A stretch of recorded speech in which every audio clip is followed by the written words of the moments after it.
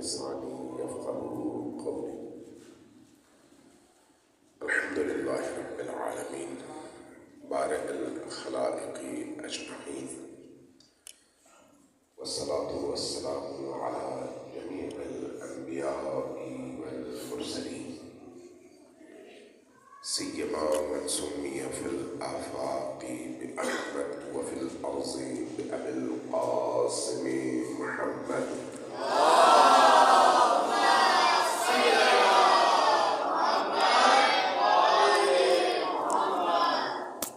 والصلاة والسلام على أولاده الطيبين الطاهرين المعصومين الميامين، واللعنة الدائمة على أعدائهم أجمعين من يوم عداوتهم إلى قيام يوم الدين. أما بعد، فقد قال الله الحكيم في كتابه المجيد: بسم الله الرحمن الرحيم، إنا أعطيناك الكوثر فصل لربك وانحر إن شأنك هو الأبتر. صلوات بجيب المولى.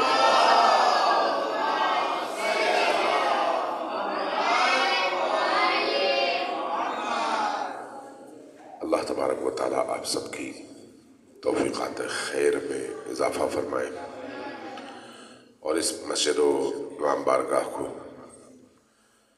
تبلیغ دین کا، دین کی ترویج کا اور اہل البیت علیہ السلام کے معارف کو لوگوں کے قلوب اور دلوں تک پہنچانے کا ذریعہ قرار دے،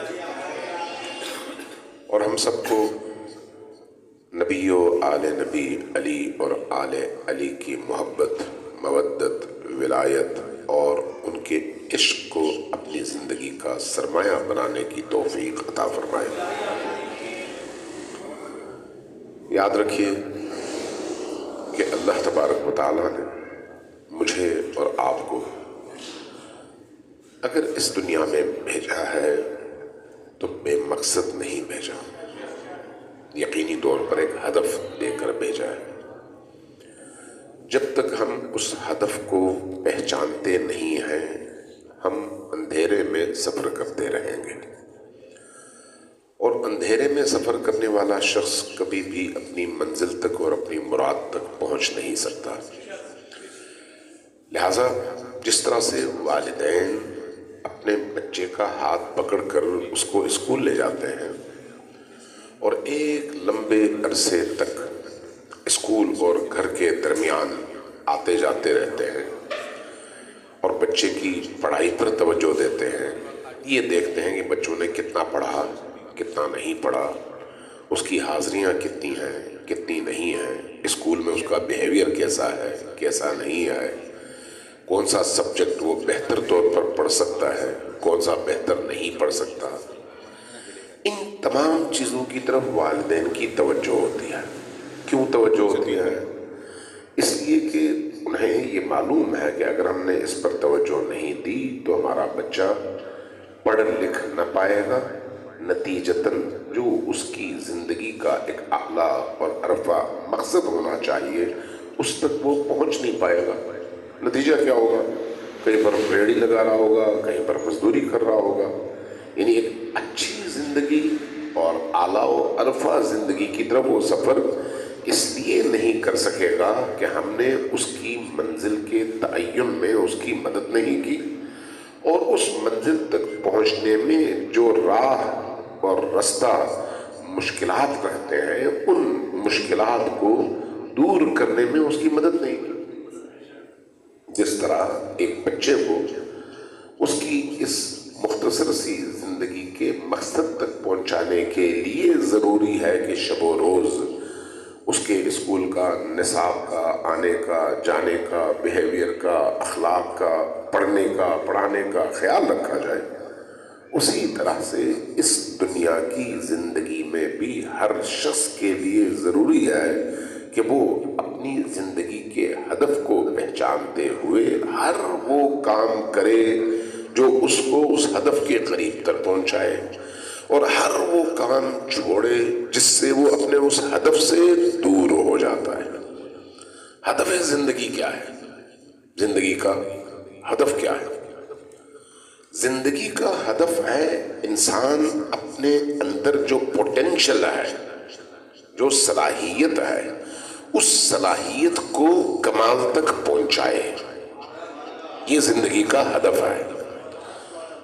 آپ کو میں مثال دیتا ہوں۔ لوہا ہے، لوہے سے آپ کیا کچھ بنا سکتے ہیں؟ چھرا بنا سکتے ہیں، سوئی بنا سکتے ہیں، ہتھوڑا بنا سکتے ہیں، ویٹ جس سے تولا جاتا ہے، کلو، 2 کلو، 10 کلو، 20 کلو، 1 من بنا سکتے ہیں۔ اور ساتھ میں ایک اور چیز بھی بنا سکتے ہیں۔ وہ کیا ہے؟ قیمتی ترین گھڑیوں کے اندر استعمال ہونے والے پرزے۔ مقدار کے لحاظ سے دیکھا جائے تو گھڑی کا اپنا وزن 100 گرام نہیں ہوتا، اس کے اندر استعمال ہونے والے پرزے دیکھیں تو وہ گراموں میں بھی شاید نہ آئے، اتنا کم ہے۔ لیکن اگر اس کی قیمت کے اعتبار سے دیکھا جائے تو وہ جو من والا وزن ہے اس کی نسبت یہ 1,00,000 گنا زیادہ مہنگا ہے۔ یہ بھی لوہا ہے، وہ بھی لوہا ہے۔ فرق کیا ہے دونوں میں؟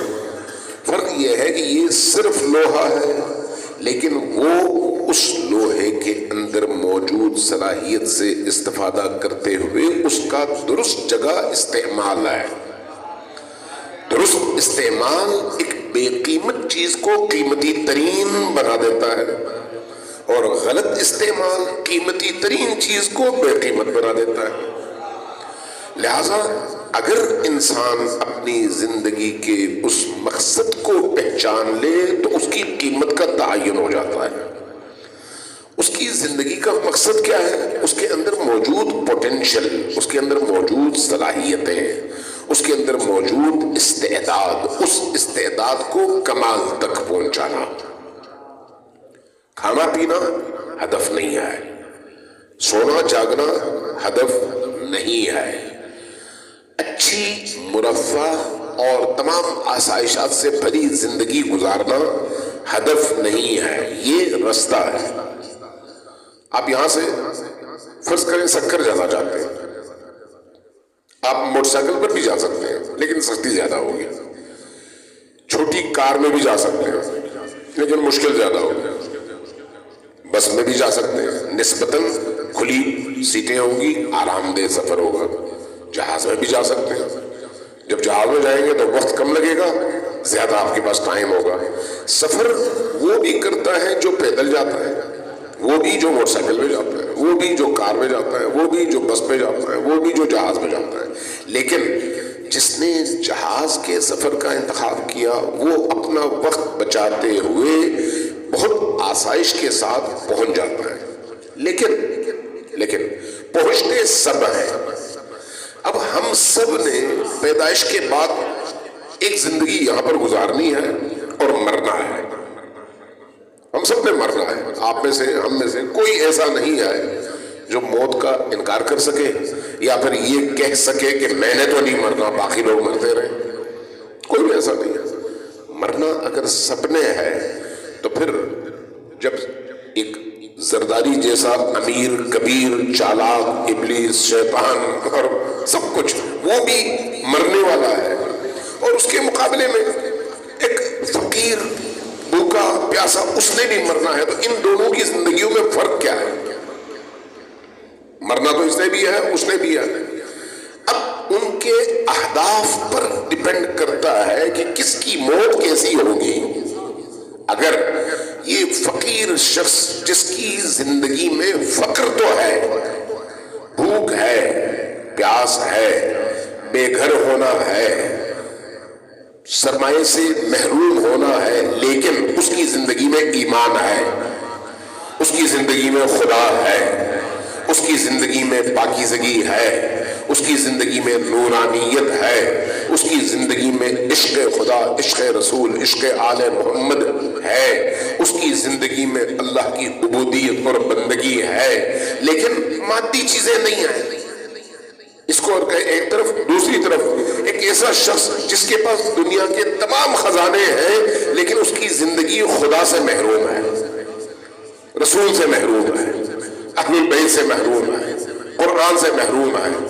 تو وہ جو اس نے تمام دنیا کی سہولتوں کے ساتھ زندگی گزاری ہے، کتنے سال گزاری؟ 60-70 سال، اس سے زیادہ تو نہیں. اور اس نے ان تمام چیزوں سے محرومی کی زندگی کتنی گزاری ہے؟ وہی 60-70 سال، اس سے زیادہ نہیں. لیکن یہ جب مر رہا ہے تو ایک کامیاب انسان کے طور پر مر رہا ہے، اس لیے کہ اس کو خدا مل گیا ہے، اس کو اللہ کی رضا مل گئی ہے، اس کو اللہ کے رسول کی محبت اور ولایت اور شفاعت مل گئی ہے، علی کی محبت، مودت، ولایت ملی ہے. اور دوسری طرف وہ شخص جس کی زندگی میں تمام آسائشات موجود ہیں لیکن نور کا یہ سلسلہ بالکل نہیں ہے. اب بتائیے کامیاب کون ہے؟ کون کامیاب ہے؟ وہ جس کے پاس پیسہ تھا یا وہ جس کے پاس خدا تھا؟ اس لیے یہ یاد رکھیے، انسان کی زندگی کے اندر جو ہدف ہے وہ ہدف اس کی قیمت کا تعین کرتا ہے. اگر با ہدف انسان ہے تو اس کا ہدف بتاتا ہے کہ اس کی زندگی کتنی قیمتی ہے. آپ ایک حیوان اور انسان میں فرق کیا محسوس کرتے ہیں؟ حیوان بھی کھاتا ہے، انسان بھی کھاتا ہے، حیوان بھی بچے پیدا کرتا ہے، انسان بھی بچے پیدا کرتا ہے. حیوان بھی اپنے بچوں کا پیٹ بھرنے کے لیے دوسروں کو مارتا ہے، انسان بھی آج کے دور میں ہمارے معاشرے میں یہی کام کرتا ہے. تو فرق کیا ہے ان دونوں میں؟ ان دونوں میں فرق اگر آج کے معاشرے میں دیکھا جائے تو وہ صرف بدن کا فرق ہے. اس کا انسانی حلیہ ہے، اس کا حیوانی حلیہ ہے. لیکن جو چیز حیوانیت اور انسانیت کے درمیان فرق ڈالتی ہے وہ اس انسان کا ایمان ہے، اس کا اندر کا نور ہے، اس کی خدا پرستی ہے. اگر کسی شخص کی زندگی میں خدا پرستی پیدا ہو جائے تو وہ ایک ایسی زندگی اس کو عطا کی جاتی ہے اللہ کی طرف سے جس کا مقابلہ ساری دنیا کے تمام دولت مند مل کر نہیں کر سکتے. جس کی زندگی میں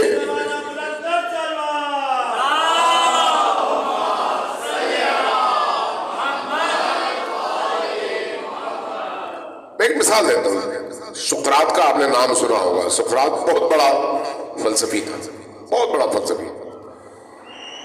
فقر، تنگ دستی تھی لیکن بے نیاز تھا، بے نیاز. اہل البیت کی زندگی میں ایسے ہی ہے کہ ہم امیر المومنین کی زندگی کے حوالے سے، حضرت زہرا سلام اللہ علیہا کی زندگی کے حوالے سے،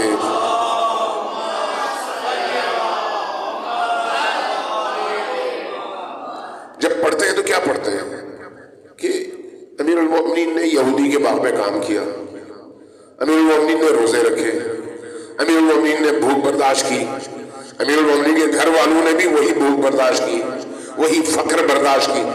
کیا ان کے پاس نہ تھا؟ کیا وہ حاصل نہیں کر سکتے تھے؟ یا ان کی نگاہ میں ان چیزوں کی کوئی قیمت نہ تھی؟ دو الگ الگ موضوعات ہیں. ایک دفعہ انسان ان تمام چیزوں تک پہنچ سکتا ہے لیکن کہتا ہے نہیں، اس کی میری نگاہ میں کوئی قیمت نہیں ہے. ایک دفعہ انسان پہنچ ہی نہیں سکتا، تلاش کرتا ہے، کوشش کرتا ہے، پہنچ نہیں سکتا، کہتا ہے میں محروم ہوں. دونوں میں بڑا فرق ہے. اس لیے دو افراد میں ایمان فرق ڈالتا ہے کہ اس کا لیول کیا ہے، اس کا لیول کیا ہے. وہ دو افراد کون ہیں؟ ایک وہ شخص جو چوری کی کوشش کرتا ہے، کر نہیں پاتا، بھوکا سوتا ہے. دوسرا شخص اس کے سامنے تمام چیزیں موجود ہوتی ہیں لیکن اپنی نہیں ہوتی، کسی اور کی ہوتی ہیں. وہ کہتا ہے چونکہ کسی اور کی ہے میں کھا نہیں سکتا، استعمال نہیں کر سکتا. کیوں؟ اس لیے کہ اللہ نے مجھے منع کیا ہے، یہ حرام ہے. لہٰذا اس حرام کی وجہ سے وہ بھوکا سوتا ہے. یہ بھی بھوکا سویا، وہ بھی بھوکا سویا. دونوں میں فرق کیا ہے؟ یہ کامل ترین انسان ہے اور وہ ناکام ترین انسان ہے. اس لیے انسان کی زندگی میں جو معیارات ہیں ان معیارات کو سمجھنے کی ضرورت ہے. سقراط کسی پہاڑ کے دامن میں، کسی پہاڑ کے اوپر آرام سے لیٹا ہوا تھا اور سردیوں کا موسم تھا، دھوپ لے رہا تھا، سامنے سے بادشاہ اور اس کے وزراء کا گزر ہوا، وزیر جانتے تھے، بادشاہ سے وزراء نے کہا کہ آپ کو پتہ ہے یہ کون ہے؟ کہا کون ہے؟ کہا یہ سقراط ہے۔ کہا اچھا، اسے ملنا چاہیے۔ کہا آپ کو ملاتے ہیں؟ قریب آئے۔ جب قریب آئے، کھڑے ہو گئے پورے لاؤ لشکر کے ساتھ، سقراط آنکھیں بند کر کے لیٹے ہوئے۔ وزیر نے کہا کہ سقراط؟ کہا جی۔ کہا آپ کو پتہ ہے کون آیا؟ کہا کون آیا؟ کہا بادشاہ۔ اچھا ٹھیک ہے، آیا ہوگا۔ تو کہا کیا بادشاہ سے آپ کچھ مانگیں گے نہیں؟ جو کہ بادشاہ جب اتنی بڑی مملکت اور ریاست کا مالک ہے تو وہ آپ کو ہر چیز دے سکتا ہے، اور آپ کی زندگی میں کوئی چیز ہے ہی نہیں۔ مسکرایا، کہا کہ ایک چیز میں مانگوں گا۔ کہا وہ کیا؟ کہا کہ اس وقت میں دھوپ لے رہا ہوں، آپ کا بادشاہ اور اس کا لشکر میرے اور سورج کے درمیان حائل اور رکاوٹ بن گیا ہے، بس اتنی سی میری مانگ اور مطالبہ ہے کہ سامنے سے ہٹ جائیں تاکہ میں دھوپ لے سکوں۔ مجھے بتائیں، بادشاہ اپنی تمام تر لاؤ لشکر اور دولت اور تمکنت اور طاقت کے باوجود اس سقراط کے مقابلے میں اتنا چھوٹا ہے جس کی کوئی حد نہیں ہے، اور یہ سقراط نہ ہونے کے باوجود، کچھ نہ ہونے کے باوجود اتنا بڑا ہے کہ بادشاہ کو سر جھکانا پڑتا ہے۔ یہ جو بے نیازی ہے یہ ایمان کی وجہ سے ہے، یہ جو بے نیازی ہے یہ خدا پرستی کی وجہ سے ہے۔ نبی کریم کی بارگاہ میں ایک بندہ آیا، قریش کے ایک سرداروں میں سے ایک آیا اور کہا کہ یا رسول اللہ، میں آپ کی بیٹی کا رشتہ مانگنے آیا ہوں۔ بیٹی کا رشتہ، حضرت زہرا سلام اللہ علیہا اس گھر میں تھی، ابھی شادی نہیں ہوئی تھی۔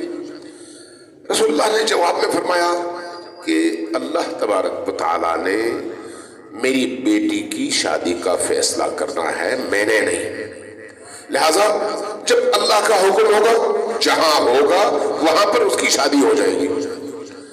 اب رسول اللہ کا جو رستہ ہے وہ خدائی رستہ ہے، وہ جو قریش کا فرد سردار مسلمان ہوا ہے ابھی اس کا لیول بالکل نیچے ہے، اس نے یہ سوچا کہ رسول اللہ کو شاید میری دولت اور میرے تمکنت اور میرے پیچھے ماضی کا زیادہ اندازہ شاید نہ ہو، اس لیے وہ انکار کر رہے ہوں۔ عرض کیا یا رسول اللہ، میرے پاس اتنے گھر ہیں، اتنے باغات ہیں، اتنے اونٹ ہیں، اتنے مویشی ہیں، اتنے درخت ہیں، اتنی جاگیر ہے، تو میں اگر یہ رشتہ ہو جائے تو آپ کی بیٹی کو بہت خوش رکھوں گا۔ رسول اللہ نے جواب میں کیا فرمایا؟ حدیث کہتی ہے کہ رسول اللہ کے چہرے پر جلال کے آثار نمودار ہوئے، زمین سے سنگریزے اٹھائے، یوں پھینکا۔ اس شخص نے دیکھا یہ سنگریزے رسول کے ہاتھ میں آنے سے پہلے سنگریزے تھے، رسول کے ہاتھ سے ٹکرانے کے بعد یہ ہیرے اور جواہرات میں تبدیل ہو گئے۔ پھینکا تو وہ سارے ہیرے بن گئے۔ اس شخص نے یہ دیکھا، پریشان ہو گیا، فرمایا تم ان چیزوں پر ناز کرتے ہو؟ یہ ہے تمہارا ایمان؟ یہ ہمارے قدموں کی ٹھوکر کا نام ہے۔ یہ چیزیں انسانی زندگی میں معیار کبھی بھی نہیں ہے۔ معیار کیا ہے؟ ایمان۔ معیار کیا ہے؟ پاکیزگی۔ معیار کیا ہے؟ خدا پرستی۔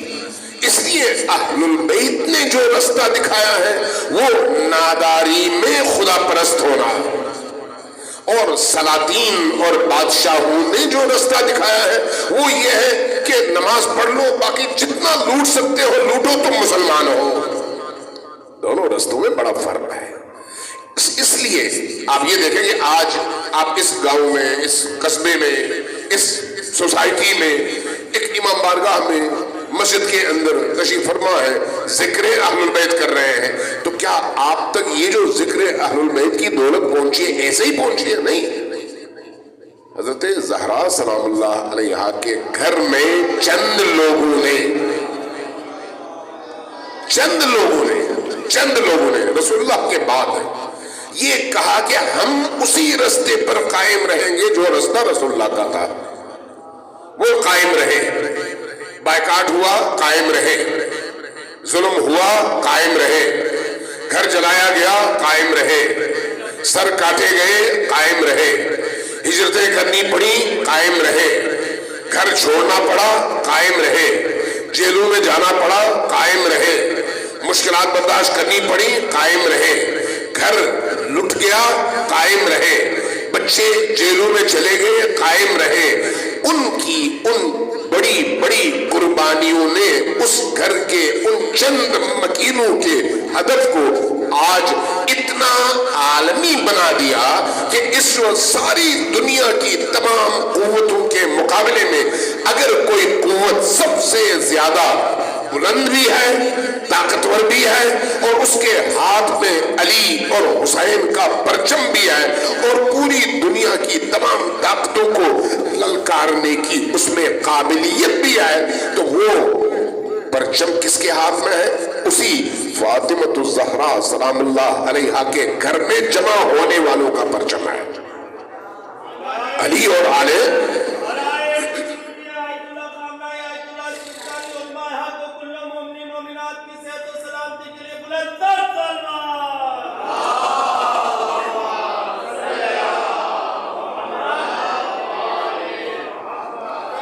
اس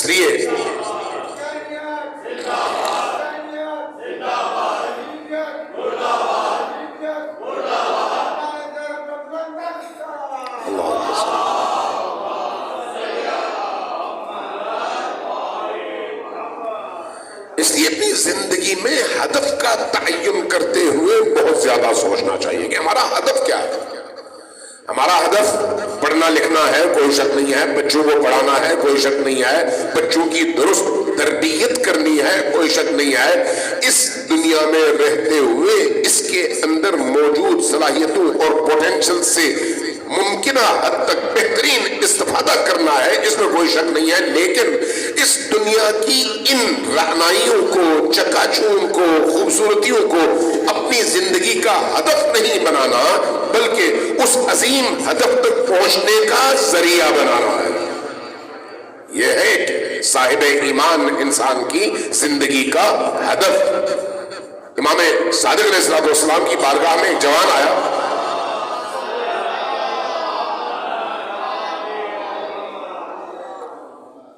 عراق سے آیا، امام نے اس سے بڑی گفتگو کی، سوالات کیے، اس نے امام سے سوالات کیے، میں مختصر کروں۔ جب وہ جاگنے لگا تو عرض کیا کہ یہ اپنا رسول اللہ میرے لیے دعا فرمائیے۔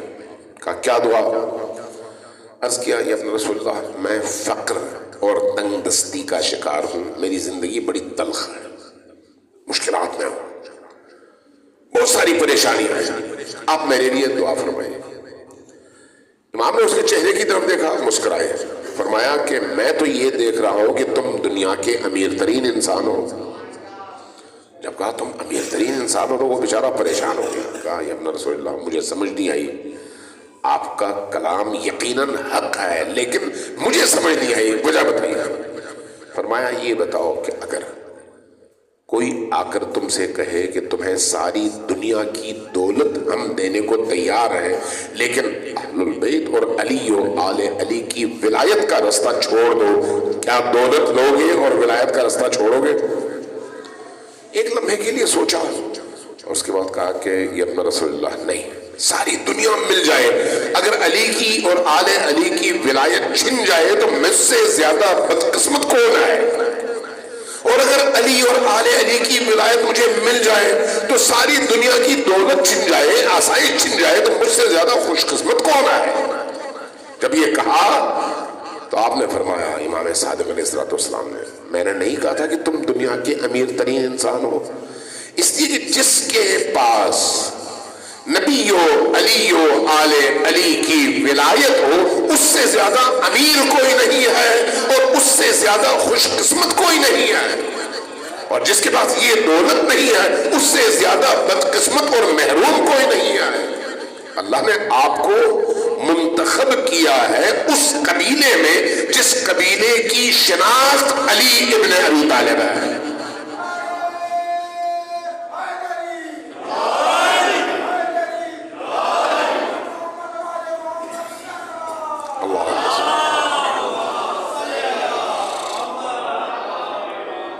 جس کی شناخت علی ابن ابی طالب علیہ السلام. تو جس کی شناخت علی ہو، جس کی پہچان کا ذریعہ علی ہو، اس سے زیادہ خوش قسمت اور کون ہو سکتا ہے؟ اب یہ شناخت اگر اللہ نے دی ہے تو اس میں پھر آزمائش بھی ہے، اس میں پھر امتحان بھی ہے. وہ آزمائش کیا ہے؟ جب میری شناخت علی ہے نا، تو پھر مجھے معاشرے کے اندر علی کا ساتھی بننے کا ثبوت بھی دینا پڑتا ہے. اگر کوئی شخص کسی مجتہد کا بیٹا ہو اور نیکر پہن کر باہر آئے تو لوگ باپ کو گالیاں دیتے ہیں کہ یہ باپ کیسا تھا جس نے اپنے بچے کی تربیت نہیں کی. اگر کسی امیر ترین اور صالح انسان کا بیٹا بد کردار بنے تو لوگ اس بچے سے زیادہ باپ پر الزام دھرتے ہیں کہ یہ باپ کیسا تھا جو خود تو اتنا نیک تھا لیکن اپنے بچوں کی تربیت نہیں کر سکا. اس لیے امام صادق علیہ السلام نے ایک جملہ فرمایا،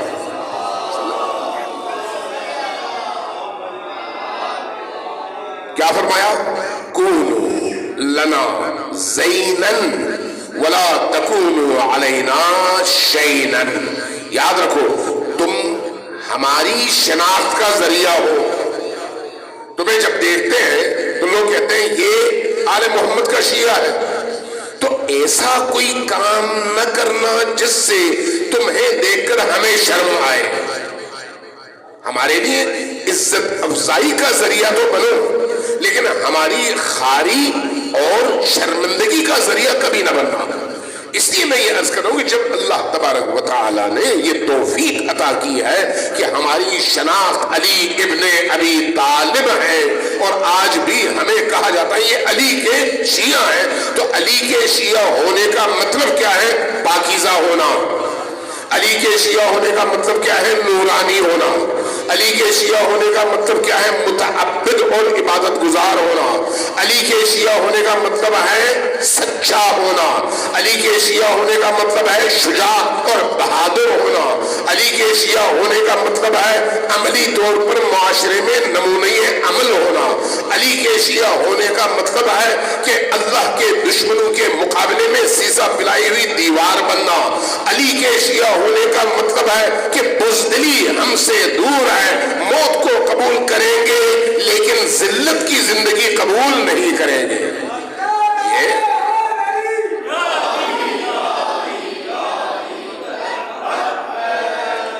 یہ علی کی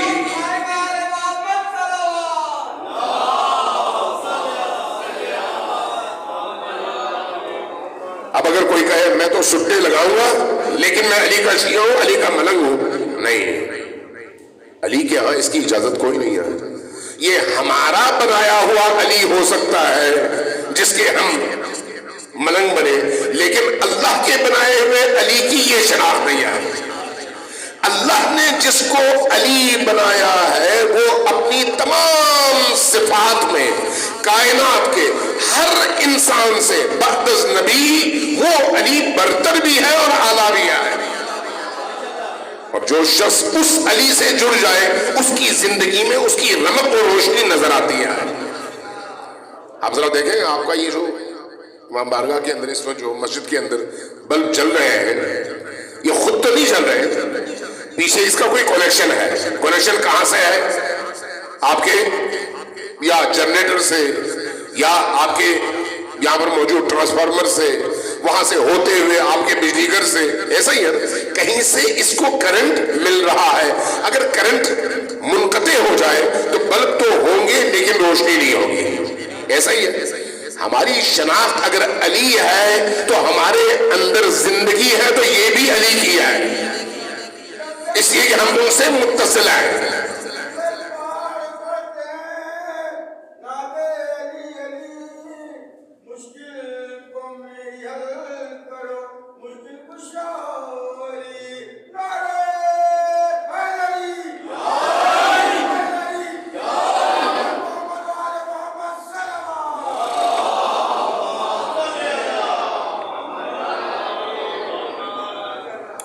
لکھ دینے سے یا کہہ دینے سے روشنی نہیں آئے گی جب تک جڑا نہ ہو یہ بلب اپنے تاروں کے ذریعے سے، اس مرکز سے جہاں پر کرنٹ ہے۔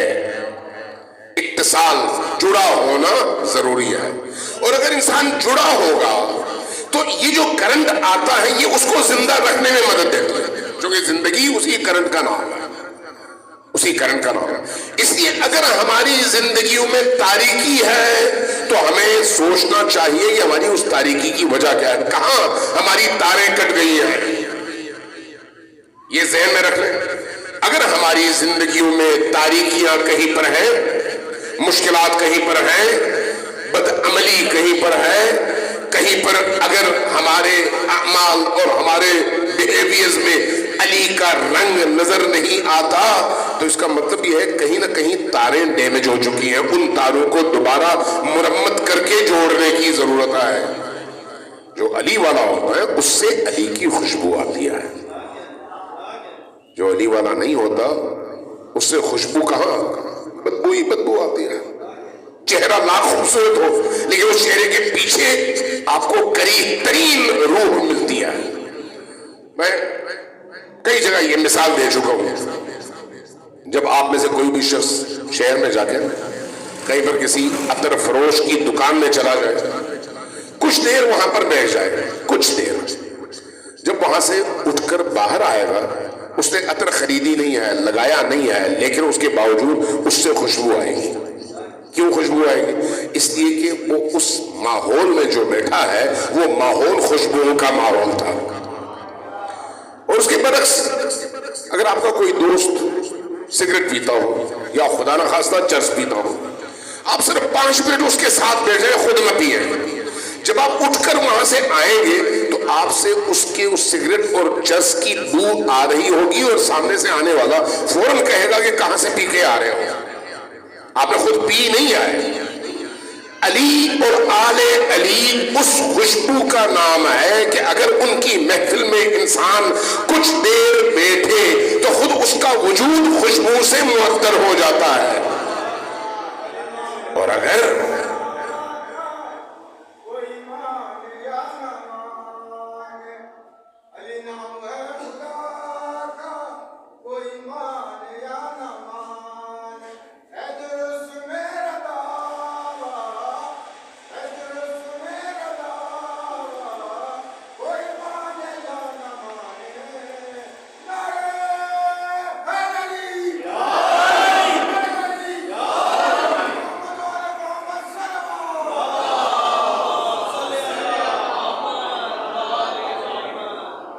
اسے ہمیشہ یاد رکھیں کہ علی کا کمال یہ ہے کہ وہ بندوں میں نبی کے بعد سب سے اعلیٰ، لیکن اللہ کے مقابلے میں عبد، اور عبد بھی نہیں بلکہ عبید۔ نبی کریم کے ساتھ نہج البلاغہ میں، نہج البلاغہ امیر المومنین کا کلام ہے، نہج البلاغہ میں جب امیر المؤمنین علی ابن ابی طالب اپنا تعارف کرواتے ہیں تو کیا کہتے ہیں کہ میں کون ہوں؟ فرماتے ہیں انا عبد من عبید محمد، میں محمد کے ادنا بندوں میں سے ایک بندہ ہوں۔ کیوں؟ اپنے آپ کو اتنا چھوٹا دکھاتے ہیں، اور اسی چھوٹا دکھانے کے اندر علی کی جو عظمت ہے وہ اس پوری کائنات سے زیادہ بڑی ہے۔ علی عبد ہو کر اس مقام پر ہے، اس لیے جو علی سے جڑتا ہے علی کا بندہ بنتا ہے۔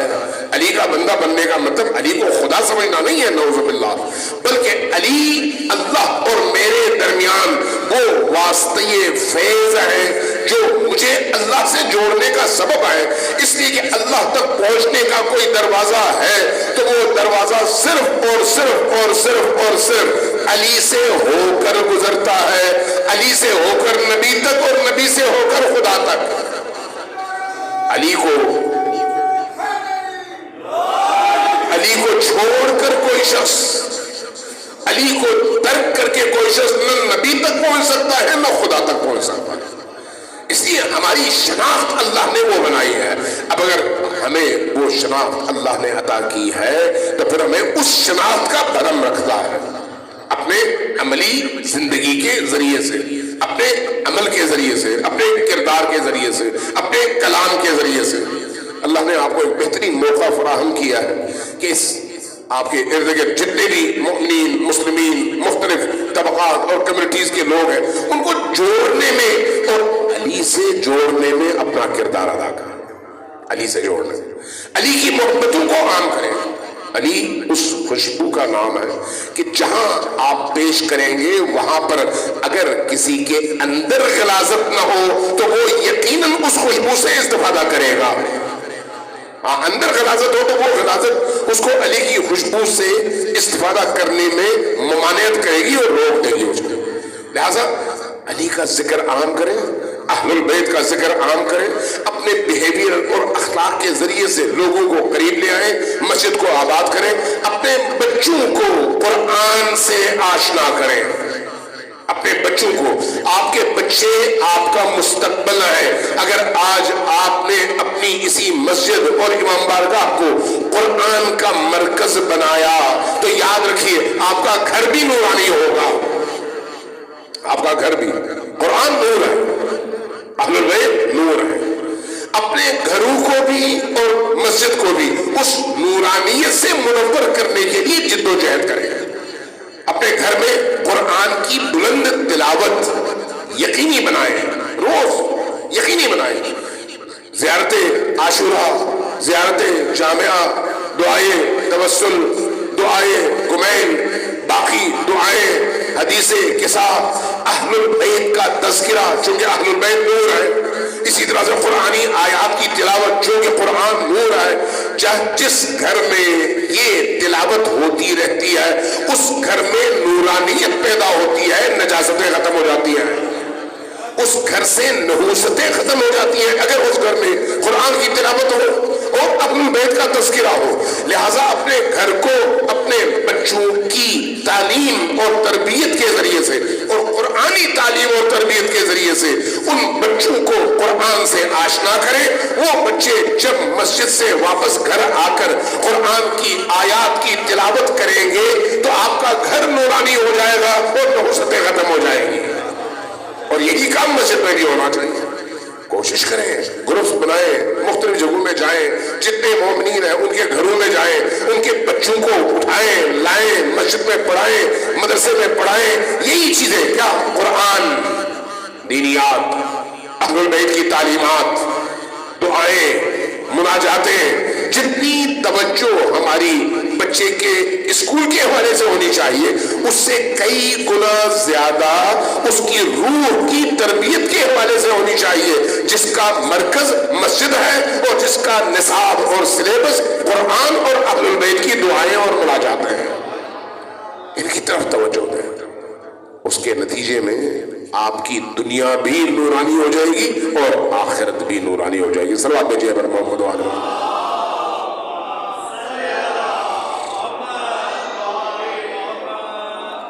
عزیزان گرامی، اب چونکہ ہم ولادت اور شہادت کے درمیان ہیں، چونکہ انہوں نے مجھے دوستوں نے کہا تھا کہ شہادت کی مجلس ہے، میں دیکھ رہا ہوں اب آگے آنے والے ایام ولادت کے ایام ہیں، 2-3 دن کے بعد ولادت کے ایام اور اس کے جشن کے ایام شروع ہو جائیں گے۔ لیکن چونکہ مجلس کے عنوان سے یہ پروگرام رکھا گیا ہے تو اس لیے میں 2-4 جملے مصائب کے عرض کرتا ہوں اور اس کے بعد آپ کی زحمت ختم ہوگی۔ صلوات بھیجیے پر محمد علیہ۔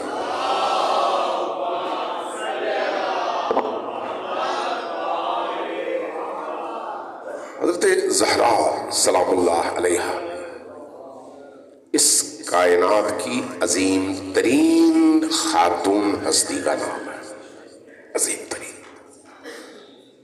وہ شخصیت اور وہ ہستی۔ آپ اگر انبیاء کی فہرست میں دیکھیں تو قرآن کریم میں صرف ایک بی بی کا تذکرہ ملتا ہے، وہ ہے حضرت مریم، جن پر ایک دفعہ فرشتہ اترا ہے، ایک دفعہ، صرف ایک دفعہ، اور وہ بھی جبرائیل کے بارے میں نہیں ہے، یہ ہے کہ فرشتہ اترا۔ لیکن حضرت زہرا سلام اللہ علیہا کون ہے؟ وہ ہیں جن پر وفات اور وصال نبی کے بعد اصول کافی کی روایت کے مطابق کم از کم بھی 40 دن تک شب و روز جبرائیل اترتا رہا اور اللہ کا پیغام پہنچاتا رہا۔ آپ اندازہ لگا سکتے ہیں کیسی عظیم ترین شخصیت ہے. ائمہ کے حوالے سے آپ کو نہیں ملے گا کہیں. حتیٰ امیر المؤمنین سے لے کر امام زمان تک آپ کو کوئی ایسی روایت نہیں ملے گی کہ فرشتہ یعنی حضرت جبرائیل علیہ السلام اللہ کی طرف سے پیغام لے کر کسی امام پر اترے ہو، نہیں ملے گی آپ کو.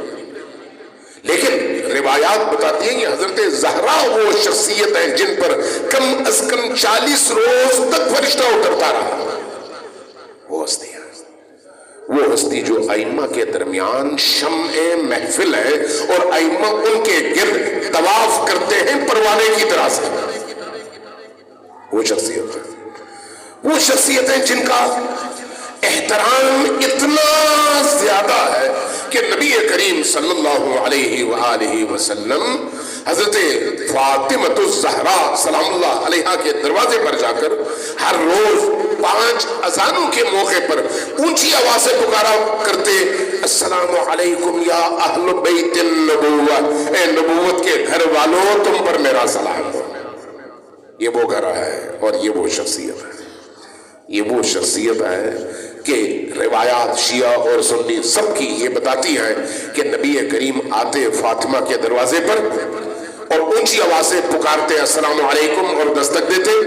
جواب ملتا تو اجازت مانگتے میں اندر آؤں، اور اگر جواب نہ ملتا تو خاموشی سے واپس چلے جاتے. اس دروازے کا اتنا احترام تھا. یہ وہ دروازہ ہے. جب نبی کریم وصال کے موقع پر نبی کریم کا سر اقدس تھا، علی کا سینہ تھا، فاطمہ کا گھر. تاریخ بتاتی ہے اور روایت بتاتی ہے کہ نبی کریم صلی اللہ علیہ وآلہ وسلم زندگی کی آخری سانسیں لے رہے تھے. دروازے پر دستک ہوئی، کسی نے دروازہ نہیں کھولا. دوبارہ ہوئی، کسی نے نہیں کھولا. تیسری دفعہ ہوئی. نبی کریم نے حضرت زہرا سلام اللہ علیہا کی طرف دیکھا اور پوچھا، بیٹی تمہیں پتا ہے دروازے پر دستک ہو رہی ہے؟ فرمایا ہاں. پوچھا کیا آپ کو معلوم ہے کہ دروازے پر کون ہے؟ آپ نے پوچھا کون ہے؟ فرمایا یہ اسرائیل ہے. اسرائیل مجھے لینے کے لیے آیا ہے، لیکن کائنات میں کسی کے گھر اسرائیل اجازت لے کر داخل نہیں ہوتا. یہ تمہارے گھر کا تقدس اور تمہارے در کا احترام ہے کہ در پر وہ رکا ہوا ہے اور دستک دے کر اجازت مانگ رہا ہے کہ میں آؤں یا نہ آؤں.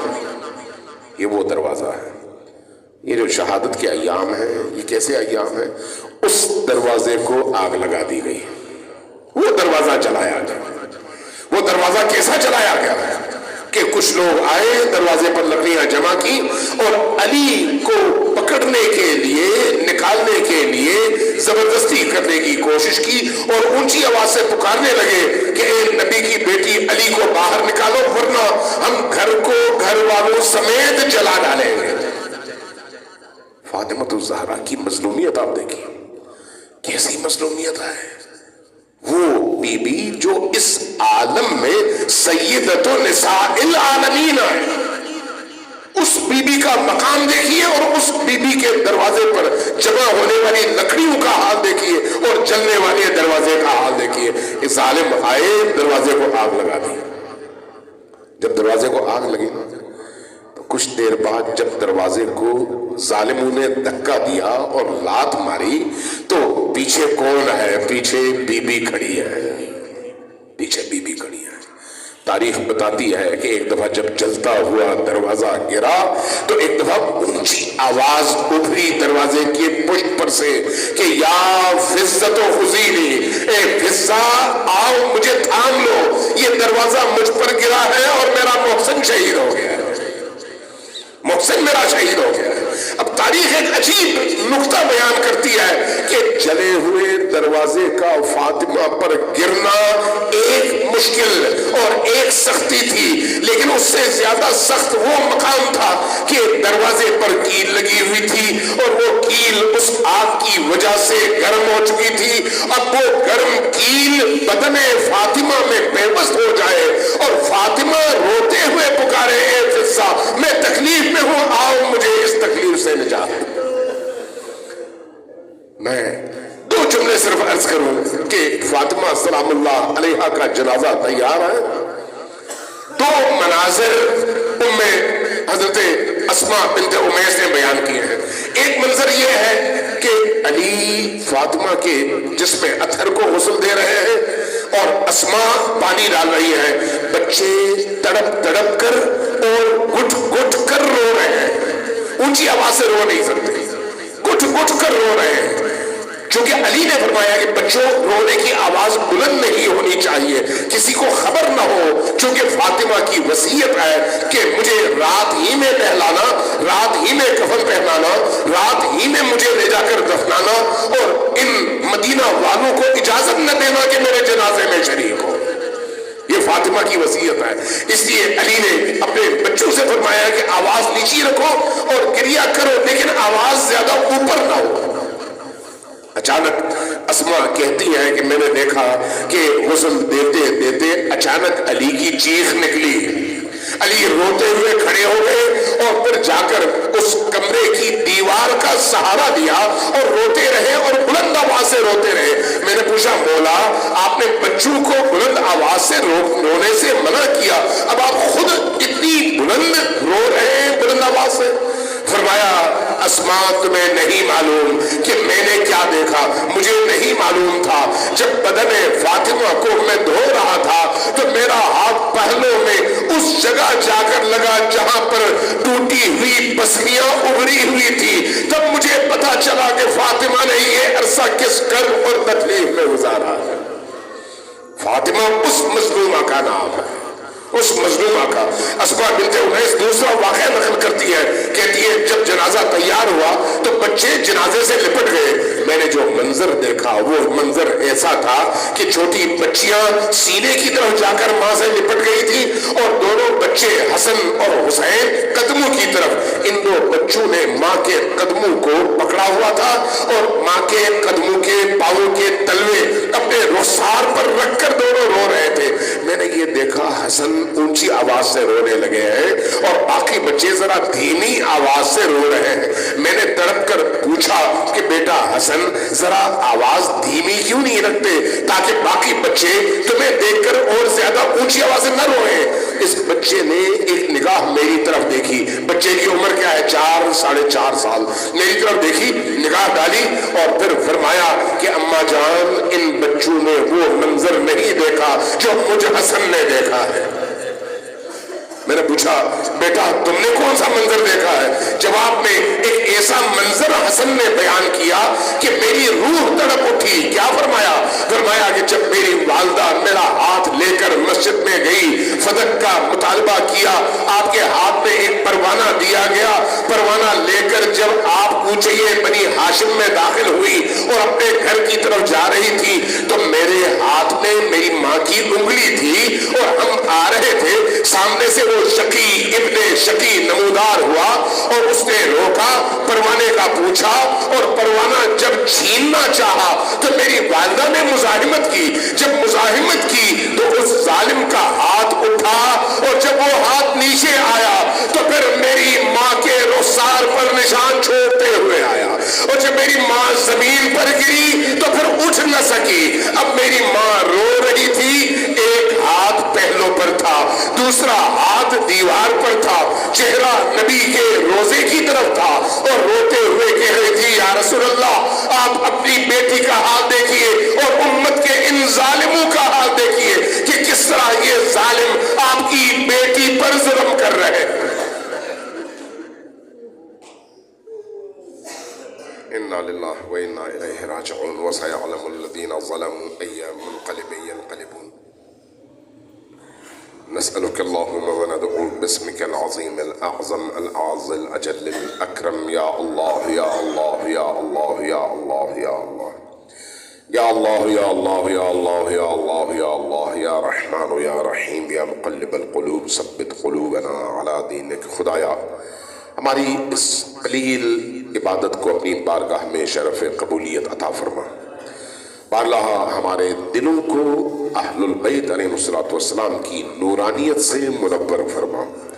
بارلاہ قرآن کریم کی نورانیت سے ہمارے قلوب کو نورانی فرما.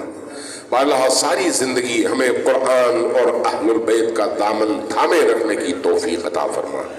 اللہ جب مرنے لگے تو قرآن اور اہل البیت کو ہمارا شفیع بنا دے۔ اللہ موت کے موقع پر اہل البیت کا دیدار نصیب فرما، علی اور آل علی کا دیدار نصیب فرما۔ اللہ جب مرنے کے بعد برزخ کی طرف جانے لگے تو علی اور آل علی کی شفاعت ہمیں نصیب فرما۔ اللہ ہماری برزخ کی زندگی کو محمد و آل محمد کے سائے میں نورانیت عطا فرما۔ ہم سب کے گناہوں کی بخشش فرما، ہمیں آئندہ گناہ نہ کرنے کی توفیق عطا فرما، ہمارے ماضی کے گناہوں کو معاف فرما۔ ہماری جتنی بھی خطائیں ہیں تجھے اہل البیت کا واسطہ، علی و آل علی کا واسطہ، فاطمۃ الزہراء سلام اللہ علیہا کا واسطہ، ہماری ان تمام خطاؤں کو ہمارے حسنات میں تبدیل فرما۔ اللہ تمام عالم اسلام کے ان تمام مجاہدین کو جو دین کی خدمت میں، دین کے دفاع میں، تیرے بتائے ہوئے اصولوں کے دفاع میں، اہل البیت کے دفاع میں میدان میں کھڑے ہیں، ان سب کو فتح و نصرت عطا فرما۔ جو کافر، جو منافق، جو ظالم ان مسلمانوں پر ظلم کر رہے ہیں ان کو نیست و نابود فرما۔ اللہ امام زمان کے ظہور میں تاجیل فرما، ہمیں ان کے اعوان و انصار میں شمار فرما، ان کے انتظار کی بامعنی اور بامعرفت کیفیت ہمیں عطا فرما۔ اللہ امام زمان کے انتظار میں ان کے ظہور کی راہیں ہموار کرنے کی توفیق نصیب فرما۔ اللہ ہمارے علماء، ہمارے مجتہدین، ہمارے مراجع کرام، رہبر عالم اسلام سب کی حفاظت فرما، ان کی عزت و آبرو میں اضافہ فرما۔ رہبر عالم اسلام کی توفیقات خیر اور ان کی زندگی میں مزید برکتیں عطا فرما۔ اللہ جب تک ہم جیتے ہیں محمد و آل محمد کے راہ میں اور ان کے نقش قدم پر جینا نصیب فرما۔ اللہ موت سے پہلے ہمیں توبہ کی توفیق نصیب فرما۔ اللہ تیرے اور تیرے اہل البیت کے، نبی کریم کے دشمنوں کے مقابلے میں سیسا پلائی ہوئی دیوار بن کر کھڑا رہنا نصیب فرما۔